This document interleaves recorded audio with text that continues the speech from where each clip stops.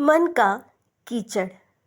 हर एक व्यक्ति के जीवन में ऐसा क्यों है? ऐसा इसलिए है क्योंकि हम कहीं ना कहीं अपने मन के मैल को, मन के कीचड़ को साफ नहीं रख पाते हैं। यूं कहे तो उसका सही समाधान नहीं निकाल पाते।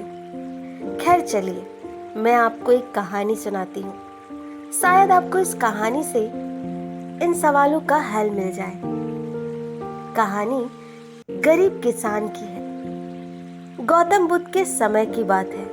एक गांव में एक किसान अपनी पत्नी और 2 बच्चों के साथ रहा करता था। वह किसान बहुत ही ज्यादा परेशान रहता। अपने 2 बच्चों और पत्नी की जरूरतों को पूरा नहीं कर पाता था।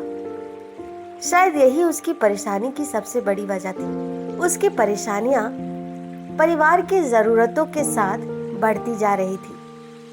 वह दिमाग से और मन से बहुत अशांत रहने लगा था। कहीं ना कहीं बहुत ज्यादा दुखी हो गया था, अपने परिवार की जरूरतों को नहीं पूरा कर पाने की वजह से। एक दिन उसने ये फैसला लिया कि वह अपने घर को, अपने परिवार को और अपने बच्चों को छोड़कर कहीं दूर चला जाएगा। वह मनहूस दिन, काली रात आ गई, जिस दिन वह अपने परिवार और अपने बच्चों को, अपनी पत्नी को छोड़कर कहीं दूर चला गया। वह किसान चलता ही गया, चलता ही गया। रात से सुबह हो गई, सुबह से फिर दोपहर, दोपहर से शाम, शाम से रात, फिर सुबह हो गई। उस किसान की मन की पीड़ा इतनी ज्यादा थी कि उसके पैरों के छाले और पैरों से बह रही खून के आगे फीके पड़ गए थे। न भूख की चिंता, न प्यास की चाह, बस चलता ही गया, चलता ही गया। आखिरकार जंगल में चलते चलते उसका शरीर इतना ज्यादा थक गया कि वह एक नदी के किनारे जाकर गिर पड़ा। कुछ घंटों बाद उस किसान को होश आया। वह बेचारा इतना ज्यादा प्यासा था कि तुरंत वह नदी के पास गया। जैसे ही वह पानी पीने के लिए हाथ पानी में डाला, उसे सामने नदी के उस पार कुछ लोगों का झुंड दिखाई दिया। उसने ध्यान से देखा तो उसे एक वृक्ष के नीचे महात्मा बुद्ध बैठे हुए नजर आ रहे थे। वह तुरंत दौड़कर उनके पास गया और उसके पैर पर गिर गया और बोला, हे भगवान गौतम बुद्ध, मुझे अपनी शरण में ले लीजिए, मुझे अपना शिष्य बना लीजिए। महात्मा बुद्ध की शरण में आया हुआ कोई भी व्यक्ति खाली हाथ वापस नहीं जाता। यह किसान तो केवल उसका शिष्य बनना चाहता था। महात्मा गौतम बुद्ध जी ने उनकी मनोदशा को देखते हुए उसे अपना शिष्य बना लिया। महात्मा गौतम बुद्ध और उसके शिष्य वहां एक केवल विश्राम कर रहे थे। उनका विश्राम भी पूरा हो चुका था। वह किसान भी अब महात्मा बुद्ध जी का शिष्य बन चुका था। अब समय हो चला आगे की यात्रा पूरा करने की। गौतम बुद्ध और उनके शिष्य आगे बढ़ते चले गए। कुछ दूर निकल जाने के बाद गौतम बुद्ध जी को बहुत जोर से प्यास लगी। उन्होंने अपने इस नए शिष्य अर्थात किसान से बोला, हे प्रिय शिष्य, जाओ और पास एक सरोवर है, वहां से मेरे लिए पानी लेकर आओ। किसान बोला, जो आज्ञा भगवान। किसान सरोवर की तरफ चल दिया। सरोवर के पास जैसे ही किसान पहुंचा, उसने देखा कि उस सरोवर में बहुत सारे जानवर उछल कूद कर रहे हैं। वे सारे जीव जंतु किसान को देखते ही तुरंत वहां से भाग गए। किसान बहुत ही खुश हुआ, उस सरोवर की तरफ चल दिया पानी लेने के लिए। परंतु जैसे ही किसान सरोवर के पानी की तरफ हाथ बढ़ाया, उसने देखा कि पानी बहुत ज्यादा गंदा था।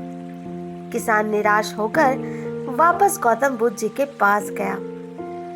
गौतम बुद्ध जी ने उससे पूछा, पानी कहाँ है? किसान ने दुखी भरे शब्दों के साथ कहा, हे भगवान, मैं जैसे ही उस सरोवर के पास पहुंचा तो मैंने देखा कि उस सरोवर में काफी सारे जीव जंतु उछल कूद कर रहे हैं और उनके उछल कूद करने की वजह से उस सरोवर के जमीन की तल की बैठी हुई सारी गंदगी सड़े हुए पानी में घुल मिलकर कीचड़ का रूप ले लिए थे।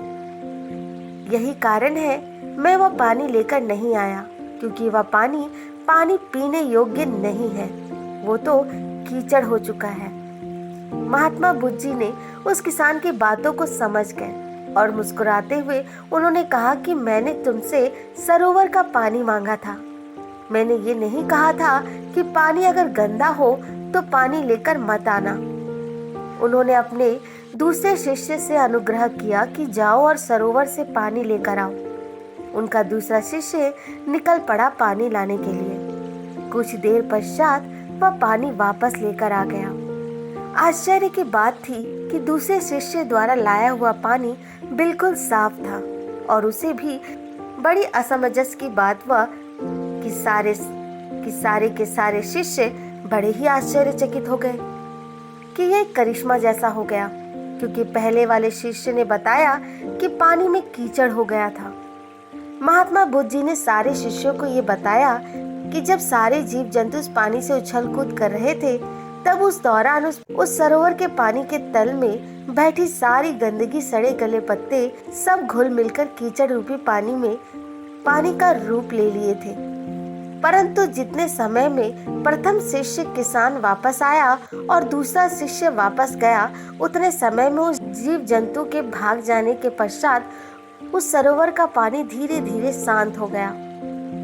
और जैसे जैसे सरोवर का पानी शांत होता गया, उस सरोवर की कीचड़ रूपी पानी में खुली हुई सारी सड़ी गली पत्तियां, मट्टी धीरे धीरे शांत होकर उस सरोवर के तल में जाकर बैठ गए, जिससे उस सरोवर का पानी शांत होकर साफ हो गया तथा सारे गले हुए सड़े पत्ती भी शांत होकर आराम से उस सरोवर के तल में जाकर बैठ गए थे।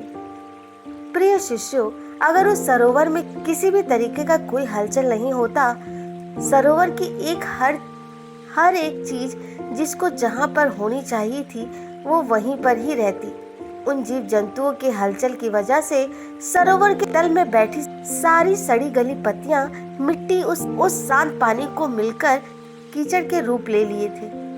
ठीक इसी प्रकार हर व्यक्ति के जीवन में तरह तरह की समस्याएं, परेशानियां और कठिनाइयां आती है, जिसकी वजह से हमारे मन में हलचल सी मच जाती है। हमारा दिमाग, मन अशांत हो जाता है। तत्पश्चात हम कोई गलत निर्णय अर्थात फैसला ले लेते हैं। परंतु अगर हम थोड़ा समय देकर उन कठिनाइयों और परेशानियों और समस्याओं के बारे में समझने की कोशिश करें, तो मन की हलचल उस सरोवर की पानी की तरह शांत हो जाएगी, जिससे हम जीवन में सही निर्णय का चुनाव करते हुए उसका समाधान निकाल लेंगे। किसान को महात्मा गौतम बुद्ध जी के सारी बातें बिल्कुल साफ साफ समझ आ गई। उसे ये भी समझ आ गया कि उसके परिवार में आई हुई सारी परेशानियां, दिक्कतें और जिम्मेदारियां भी इसी सरोवर की सड़ी गली पत्तियों के समान है, मट्टी रूपी कीचड़ की तरह ही है। बस जरूरत है थोड़ा समय निकालकर मन को शांत करते हुए उन परेशानियों और दिक्कतों के बारे में समझे और उसका समाधान निकालने की। दोस्तों, समय के साथ साथ हर एक इंसान की जरूरतें बढ़ती ही जाती है। हो सकता है किसी की जरूरत कम हो सकता है, किसी की जरूरत ज्यादा, लेकिन हमें उन जरूरत को पूरा करने के लिए मेहनत तो करना ही पड़ेगा। हाँ, ये जरूर है कि मेहनत करते वक्त हमें बहुत सारे कठिनाइयों और समस्याओं का सामना करना पड़ सकता है। इसी वजह से बहुत बार हमारा मन अशांत हो जाता है, निराश हो जाता है, दिल दिमाग में एक अजीब सी हलचल होने लगती है, जिसकी वजह से हम गलत फैसला ले लेते हैं। परंतु दोस्तों, हमें घबराने की जरूरत नहीं है। हमें अपने दिमाग को शांत करने की जरूरत है। थोड़ा समय देकर इसके बारे में सोचने की जरूरत है। इसका समाधान कुछ न कुछ जरूर निकल जाएगा। दिमाग को शांत रखें, कोशिश करते रहें, मेहनत करते रहें और समय लगेगा, लेकिन सफलता जरूर मिलेगी। तो दोस्तों, आज की ये कहानी कैसी लगी कमेंट द्वारा जरूर बताएं। और हाँ, मेरे चैनल को लाइक, शेयर, सब्सक्राइब करना ना भूलें। धन्यवाद।